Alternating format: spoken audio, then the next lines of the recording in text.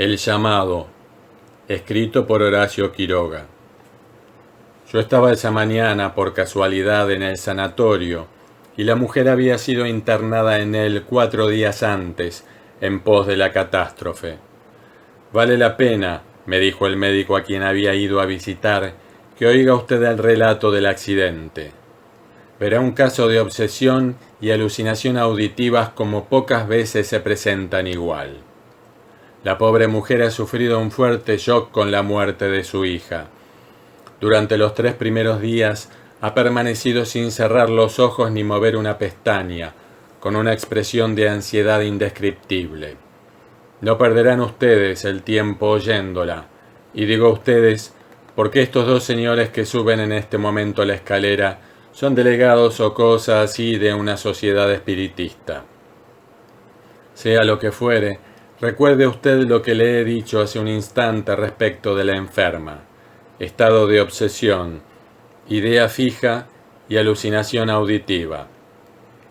Ya están aquí esos señores. Vamos andando.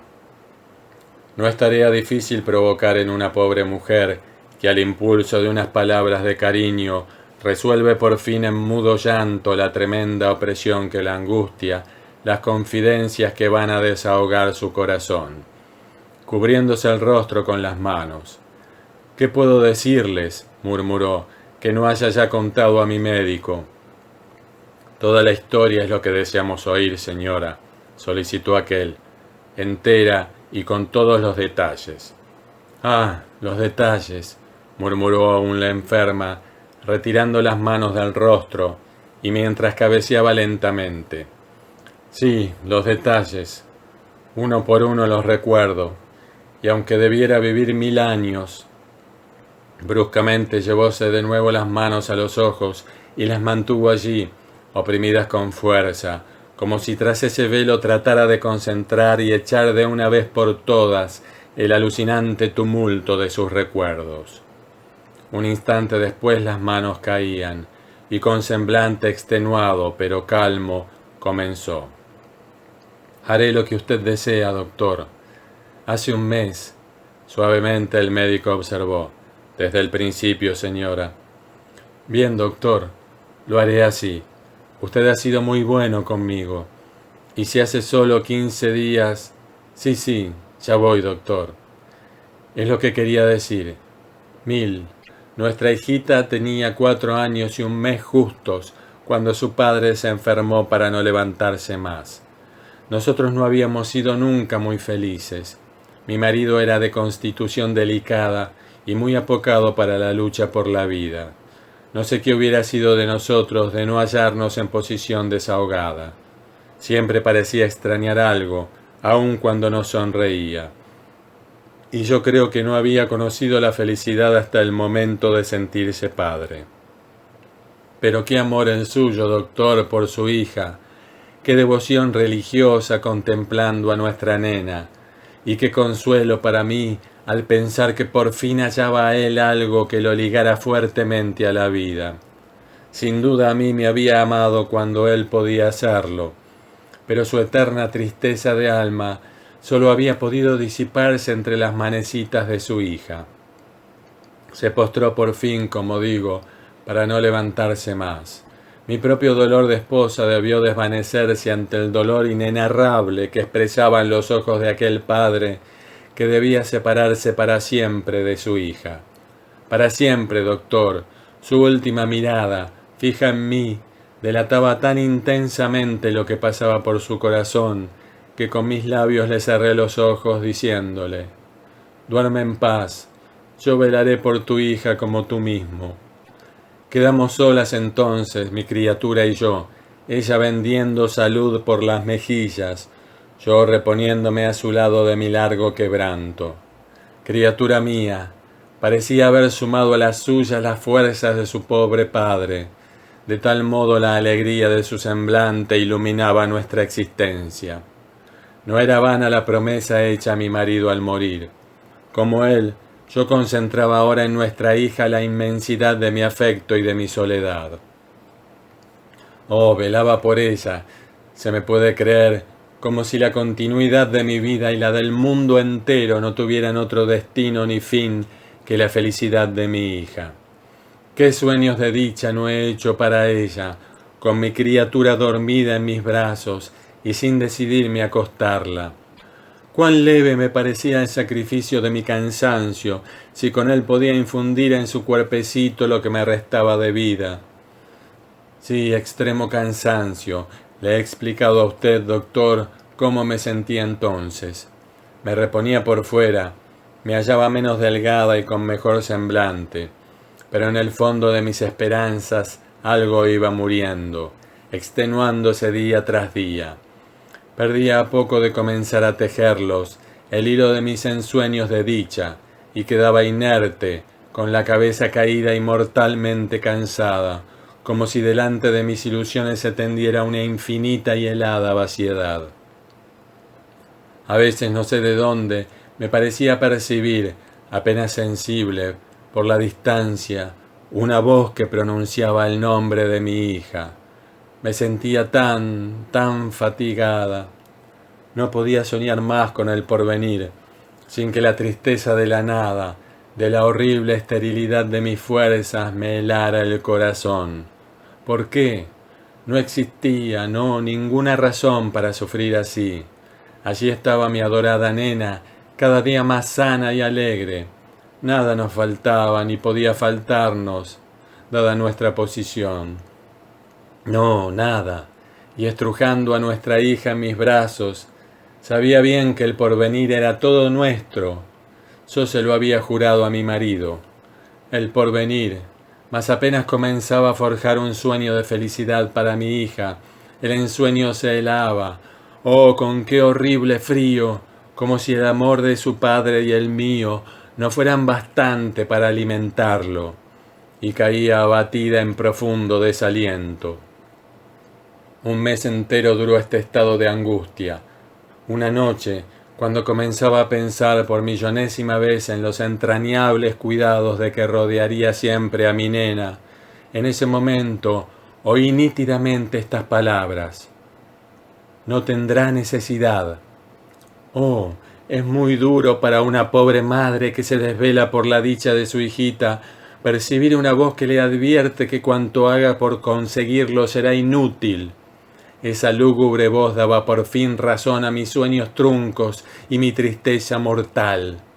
Dentro de mí misma, para que fuera más irrecusable, la voz hallaba eco y me advertía que mi hija no tendría necesidad, porque moriría. Oh Dios, morir nuestra hijita, cuando su padre y su madre daban toda su vida por ella. Oh no, yo me rebelé, doctor. ¿Qué me importaba que una voz me anunciara su muerte, si yo me atrevía a defender a mi adorada hija contra todo y contra todos? Desde ese instante, mi existencia no fue sino una pesadilla de terror, sin más motivos de existir que la defensa desesperada de la vida de mi nena. Yo te vigilaré, me gritaba a mí misma, y en el preciso instante, desde la tenebrosa profundidad de nuestro destino, la voz acentuaba su advertencia diciéndome: es inútil cuanto hagas. Luego mi hijita debía morir. Dios mío, clamaba yo rompiéndome en sollozos sobre el cuello de mi nena. ¿Es posible que la voz que alcanza hasta el corazón de una madre para anunciarle la muerte de su hija le niegue las fuerzas para evitarla? Es inútil cuanto hagas. Oh, no se ha inventado tormento mayor que el que yo sufría. Morir, ¿pero de qué? ¿De enfermedad? ¿De un accidente? De accidente. Tuve la seguridad de ello antes de oír las palabras. Morirá por accidente. Oh, abrevio, doctor. Salíamos antes todas las tardes. Dejamos de salir. Me cercioré 10 veces seguidas de la solidez de los muebles. Golpeé horas enteras las paredes. Hice sacar de casa todo lo que no ofrecía completa seguridad. En las piezas desmanteladas iba y venía de un lado para otro, con el corazón ahogado en presagios.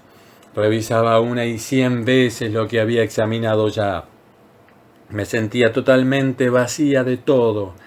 Dentro de mí no había más que espanto y terror, a los que obedecían como autómatas mis impulsos. Tenía a mi nena constantemente a mi lado, bajo la triple salvaguardia de mi corazón, de mis ojos y de mis manos. Minuto por minuto, sin embargo, se acercaba inexorablemente el instante ¿De qué, Dios mío?, clamaba yo en mi angustia. ¿De qué accidente debo precaverla, salvarla a pesar de todo? Mientras ahogaba así a mi nena entre mis brazos, tuve súbitamente la horrible revelación. Morirá por el fuego. E inmediatamente, de la casa entera, de mi aliento, de mis mismas ropas, surgió la terrible seguridad de que la vida de mi hija estaba contada, no por meses o días, sino por breves horas. Como una loca corrí a la cocina, apagué el fuego y eché baldes de agua sobre las cenizas. Ordené que no se encendiera por nada fuego. Requisé todas las cajas de fósforos que había en la casa y las arrojé en el cuarto de baño.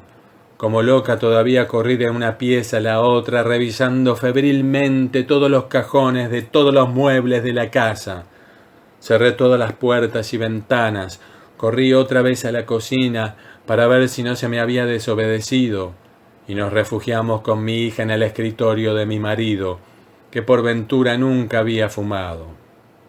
Fuego, oh no, allí estábamos seguras, pero en vez de serenarme, mi angustia se tornaba lancinante a cada nuevo segundo, y si no había revisado bien, si la cocinera había reservado una caja de fósforos, y si llegaba un proveedor a la cocina y encendía el cigarro, allí estaba el peligro, era eso. Y arrojando con un grito a mi nena de las faldas, me precipité a las piezas de servicio, y la cocinera apenas tuvo tiempo de responder con su alarido al mío. Una detonación había hecho retemblar la casa. La pobre madre cayó. Por un largo instante, tal vez el preciso para que se apagara de su alma el último fragor del estampido, permaneció con las manos en los ojos. Por fin. Sí, lo demás ya lo sabe usted, doctor. Yo también lo supe antes de ver a mi hija en el suelo muerta. Sí, durante mi breve ausencia había abierto los cajones del escritorio y había tomado para jugar un revólver que yacía en el fondo, bien en el fondo de uno de ellos. El arma se le había caído de las manos. Doctor, exclamó bruscamente con voz entera, descubriendo su semblante desesperado. Yo perdí a mi hija, usted lo sabe, como me lo habían predicho. Con una frialdad y una crueldad de que solo Dios es testigo, se me advirtió que mi nena no tendría necesidad de mi cariño. Se me dijo que era inútil cuanto hiciera para evitar su muerte, y se me aseguró por fin que moriría de accidente de fuego. De fuego, señor. ¿Por qué no se me dijo claramente que debía morir por una bala o un tiro de revólver que yo habría podido evitar?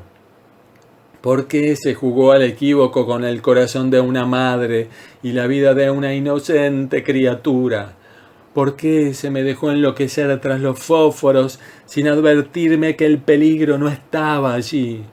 ¿Cómo consintió Dios en que se hiciera con mi dolor un simple juego de palabras para arrancarme así más horriblemente a mi hija? ¿Por qué? Y su voz se ahogó, como cortada por la violencia con que sus manos habían subido a crisparse sobre el rostro. Un largo, muy largo silencio sobrevino entonces.